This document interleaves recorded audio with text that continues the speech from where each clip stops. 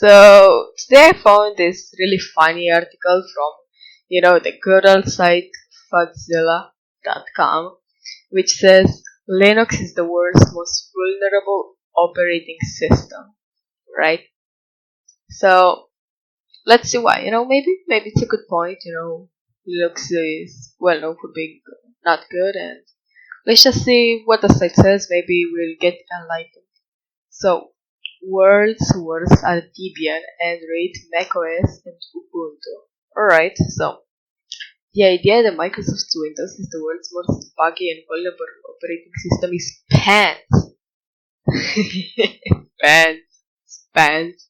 Who says that? Is this guy like British? And it is so-called cast iron operating systems like Linux and macOS, which are the worst. So we can understand Microsoft Windows is actually the best operating system, and the big boy operating system like Linux and macOS are actually trash. So let's see, maybe he has a good point. Who knows? Like technical vulnerabilities, popular pieces of software between 1919 and 2019. Okay, and why is that? The world's worst is Debian, a flavor of Linux, top of the table with 3,067 vulnerabilities over the last 2 decades. So that's 20 years, right? Close behind was Android on 2,563 vulnerabilities, with a Linux kernel in the third place, having a racked up count of 2,3,500. Apple macOS is like behind that with 2012, and Ubuntu with 2000. Although Firefox, but nobody cares about it. So, Microsoft Windows 7 bore 1,283 vulnerabilities, and Windows 10 carried 1,111. You get the total of 239 for the past decade. Not 2 decades, 1 decade. And why I say this is absolutely dumb, and we could say that it's pants, is because one, these are in 1 decade. They already made more than Ubuntu and macOS, and almost more than the Linux kernel, which all of those are open source. Yeah, even Android is open source.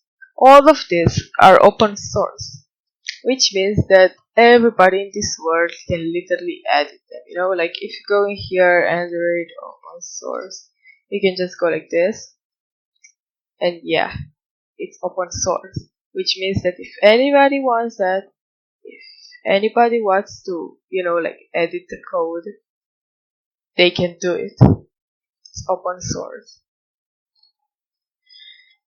But these are Microsoft's, and they are not open source, which basically means that we have like a team of 50 people, let's say, that are looking at vulnerabilities, not the whole community, which could call it, looking at that. It's not open source, which means you put this in comparison of what the whole world that was using this did, like people that just looked in the code, versus, I don't know, like 200 people or maybe even less that looked in Windows 10 closed source and found vulnerabilities on their own. So that would mean that those people would have to be better than the entire world of programmers that can look in the source code and find vulnerabilities. I'm pretty sure you already know why that's literally so dumb. Because if the world was Debian with 3,000 vulnerabilities in 2 decades, and the whole world watched that means that, damn, that's pretty good. But Windows 7 and 10, only those, not Vista, not XP, not 95, 98, no, not the servers, no. Those are not counted in here. So Microsoft Windows, not only that it still has vulnerabilities, but it's not open source like this ones, which means that this probably have like thousands, like I would say that Windows 10 might have in tens of thousands of vulnerabilities, especially with the amount of traffic it has. But you know, let's see, maybe changes are amount. So let's see. Also note that some of the other figures mentioned represent a full 2 decades of existence, like Debian, which has been around since 93. It's difficult to make direct comparisons. Then why are you making this article if you can't do direct comparisons? You are literally saying that you can make comparisons, but you are making this article. So what's the deal, Nick Farrell? What's the deal? So let's see. Looking at the figures 29 alone, Android was the most vulnerable piece of software with 404 reported vulnerabilities, followed by Debian later, and Windows 10 was in third place with 357. So that means that Windows 10 has reported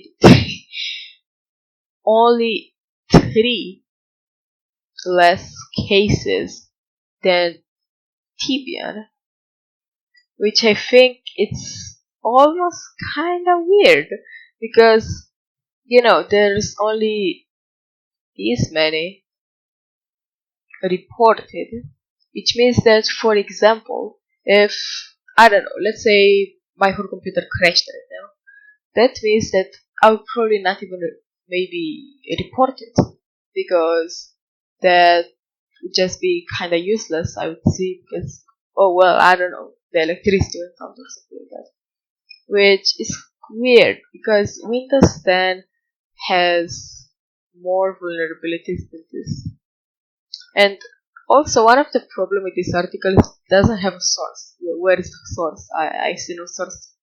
Like, where did you get these numbers? What's the website you want? I hope you didn't go to Mozilla again. Main problem with Microsoft Image is that they're most targeted by malware because there is more value in knocking over business systems. That's hand. What's the deal with knockover business systems?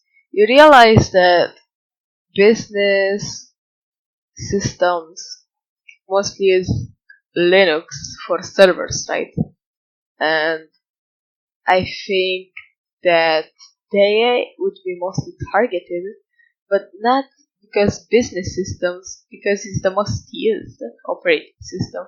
Which means that if that hacker staying in like his bedroom making that cool new ransomware to make $1 billion of it, it's not gonna put it on Linux because that's kind of dumb to only make it work like that. But yeah, let's keep reading. Type will define the quarter of security with code execution vulnerabilities, cross-site scripting, and denial buffer overflows and denial of service attacks. So I'm not sure if this is talking about Windows or is talking about all of them, but these are pretty bad. Like, they shouldn't even be so much.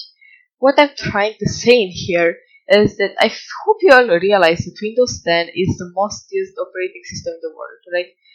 They have like 87% market share or even more. I can't see the numbers, but you realize that that system has such vulnerabilities while it's used by so many people. You literally put your data, your whole how can I say, you put your whole files and stuff like that on the hands of 100 people, which is really dumb, honestly. That's alright. So this is the article. Nick Farrell kinda, seems a little bit kinda like a fanboy. He has some other articles in here, like Microsoft account continues to coin in cash, which is okay. He seems to like Windows so on. But yeah, also what declared August 8012, the year of Linux. But okay, I'm not even gonna comment. So yeah, this is the article. It's honestly kind of dumb, and I just wanted to make a short video on this because I was just amazed at Nick Farrell. He wrote one of the best articles in the world, and I decided that Linux is bad, Android is bad, and now I'm using a Microsoft phone.